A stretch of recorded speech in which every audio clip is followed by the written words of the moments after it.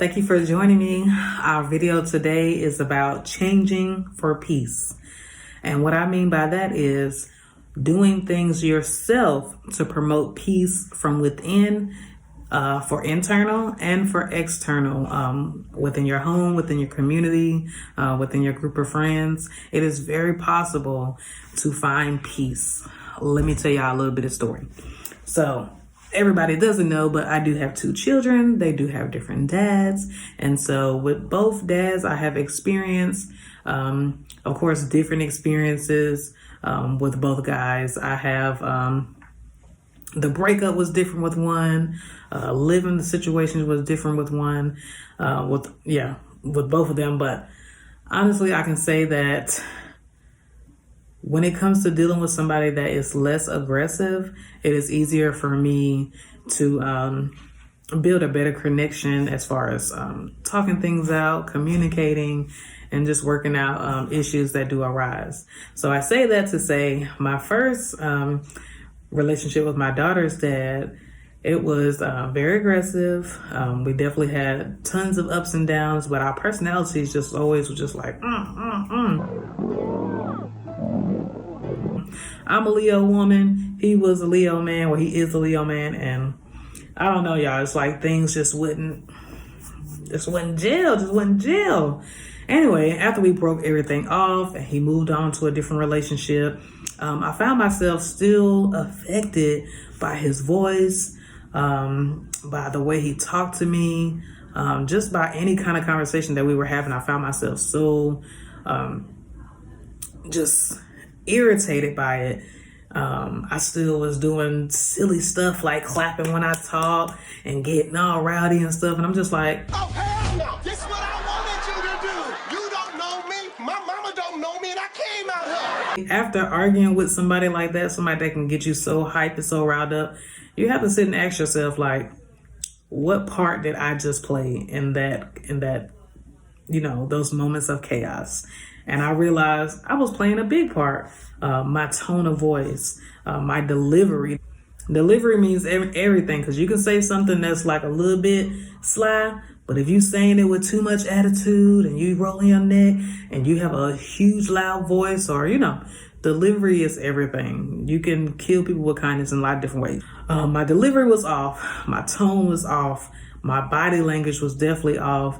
And sometimes after speaking to him, I was like, yo, my daughter is watching me. Like, she looking at me. And, I feel like when we're younger adults, like in our early 20s, we don't really think about how we talk to significant others or exes in front of the children. We don't think about that because we're so heated in the moment. But we're actually showing our kids how they need to communicate, with people that they may see in the future. And of course, I don't want my daughter thinking this is how she should be talking to a man. This is how she should conduct herself if somebody's making her mad or if she's not getting her way. So I definitely had to take a step back and say, okay, Shay, what can you do to have better interactions with this man? What can you do with your communication skills? How can you soften things up a bit so that we can actually come to a resolve instead of just butting heads all day? Like, it's too much work. It's too much energy. Like, it's so much energy lost with getting riled up and just being chaotic. Like, I once told my therapist that I felt like if I have a life like without just a little bitty tiny bit of chaos, I don't know if I'll be happy. Like, I'm so used to something going on. I'm so used to not getting along with somebody or somebody like just coming in trying to blow up my spot. I'm so used to chaos that, like, how can I put myself in a position to be at peace? How can I do that? I begged that question to myself. I talked about it in therapy, and I wanted him to change so much that I really wasn't looking at myself, and I really wasn't taking, accountability for my part and how everything was, panning out. So it really took for me to talk to my aunt. She's given me so much valuable information and good advice over the years, but it took for me to talk to her one day. Sorry, y'all. And she told me that when it comes to a man, I know this might make some people mad, but they kind of are just like a little boy. And so I'm just like, what do you mean? What does that mean? Like, I need to give them snacks and a fucking sippy cup? What? Because I'm not trying to do that shit. Make sure you are communicating clearly. Make sure you are using a soft tone of voice, because if you're calm, then that person will calm down based off of how you're acting. So soft tone of voice, and really listening to what they have to say. Stop over talking people, talk in a soft tone, and just really watch how your delivery is. Trust me, when I say it works, like it even works on my son, my 5-year-old. I even started using the tactics on his dad. It definitely has brought me such a great sense of stability in our connections. Like, we're no longer just just yelling at each other, growling, talking over each other, acting all crazy. Like, literally, I'm learning to control the narrative. Once you learn how to control the narrative and control how you react to situations, communication with people will change over time, because you still have to keep implementing it. You still have to live that. You know what I'm saying? You can't just say, oh yeah, I'm gonna be better, or I'm gonna talk nicer. Like, no, you need to talk nicer. You need to be sweeter. You need to calm yourself down. When I think about peace, I think about tranquility.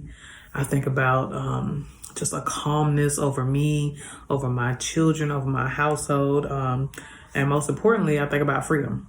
Freedom from chaos, freedom from disturbances, freedom from arguing and fussing and fighting. Like, freedom. Who doesn't want to feel free of chaos? Like, my sister once told me, I was in strong denial, y'all, like strong denial, but she told me, she was like, you know what? And I'm like, what? She's like, you like a little bit of drama.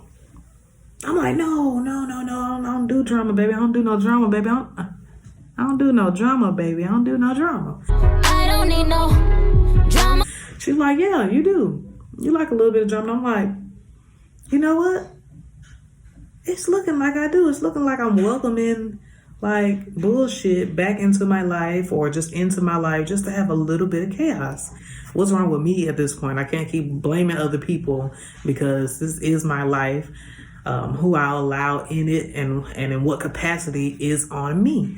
So I had to be mindful of that, of friendships I have or had. I had to be mindful of men that I allowed in my life and around my children. I had to be mindful of what kind of clients I want to take. I'm in control over what kind of people I'm around. I'm in control over whether I want to say, okay, I don't want this person as a client. She's being rude. She's disrespectful. I don't like the way she talks to me. So I learned to just try to set some boundaries on who I really want around me and how much chaos I'm going to allow them to bring into my life. Well, 2 things I do to keep my mind calm on a weekly basis is journaling. I love to journal now since I started therapy.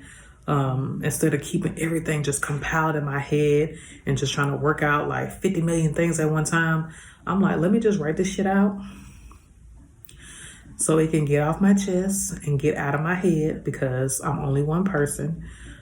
So I write down my problems that I'm having as far as being a hairstylist. I write down things that I'm going throughout my day, relationship woes, and not all negative. Everything that's in my journal. Some things are positive. Some things I note that, like, okay, I'm having a winning season. Like, things are looking good for me. Things are looking up. Things looking good. So I like to just get it all out so that, next week it's gonna be some more shit. I can't let all that just sit up in here. It's crazy. And another thing I like to do weekly is make a weekly list of things I have to do so that I don't forget. Oh my God, I forgot. Oh my God, I didn't do this. Like to keep calm and keep peace inside your body, write that stuff out. And what I can't do today, I can add to the list tomorrow. You don't have to finish everything in that one day. I had to learn that as well. I'm one person. I cannot get to everything all the time. And I had to learn that, like, okay, I have to space this stuff out. I have to breathe. I have to attempt to find peace so that I'm not all crazy in my head. I feel like when it comes to being a mother, it's so important for us as moms to not let our kids see us sweat so much and see us be depressed and be sad. I want them to feel like I have time for them. I want them to feel like I can put my phone down. I want them to feel like I can watch this movie with them. We can all eat dinner tonight. We can go somewhere fun this weekend. Like, I've learned to do that because I learned to prioritize and write things out and make sure I get my important things out the way, and that some things can roll over to the next day. So internal peace is what I've been searching for and pushing myself into. It's so big. Like, y'all know it comes from within. You have to make a conscious decision to want to be better, to want to be nicer. You have to make a conscious decision to want to talk nicer to people. And I've done that. But I always tell people, they're like, you're doing so good. You're doing so good. And I'm just like, I'm trying. But I'm like, I always tell people, I didn't feel like I was doing real good until I started treating people better. That was a pause for y'all, just so y'all could take that in. I didn't feel like I was doing really good until I learned how to treat people. It did take for people to tell me I was a bitch. It did take for people to tell me, like, I'm not a good listener. Like, I'm mean. I'm all this stuff. Like, I took it instead of just letting it pile on top of me. And what can I do to change? How can I be nicer? How can I, come off like I'm helpful and come off like I care? When it comes to peace and people and finding peace within relationships, a good tip that I looked up was listen with the intent to understand. A lot of times we talk to people, we let them vent, we listen to their sides, and we don't really hear them. We just listen to them like, oh, okay, whatever I feel is valid. Whatever I feel is, tops whatever you're talking about. Like, no. Perception is a thing because of different backgrounds that we have, because of how differently everybody was raised in different households with different kind of parents, even with different family members. Because of that, perception is everything. You have to let people vent. You have to let people express themselves instead of just talking over them, acting crazy, meeting chaos with chaos, meeting crazy with crazy. You don't have to do that. Control the narrative on your end, and it will help you find inner peace. My last tip for you guys is to pray nightly. I always ask God for extra strength. I always ask him to give me peace, to give my children peace.